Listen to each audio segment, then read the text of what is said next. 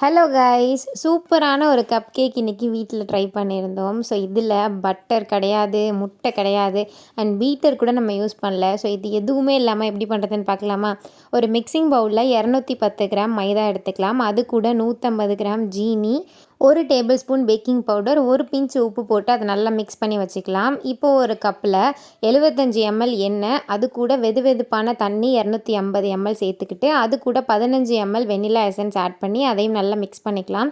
அதை அந்த மைதா மாவில் கொஞ்சம் கொஞ்சமாக சேர்த்து நல்லா மிக்ஸ் பண்ணிக்கலாம். இப்போ ஒரு கப் கேக் மோல்டில் எல்லாத்தையும் வச்சு ரெடி பண்ணிவிட்டு நம்ம கலந்து வச்சுருக்க பேட்டரையும் ஒரு 3/4 கப் வர அளவுக்கு ஊற்றிக்கலாம். மேலே உங்களுக்கு டாப்பிங்ஸ் ஏதாவது வேணால் போட்டுக்கலாம்.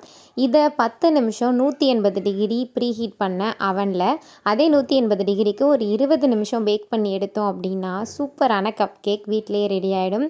அண்ட் மறக்காமல் நீங்களும் ட்ரை பண்ணி பாருங்கள். பார்த்துட்டு எப்படி வந்ததுங்கிறத கமெண்ட்டில் சொல்லுங்கள். இன்னொரு வீடியோவில் பார்க்கலாம். பாய்.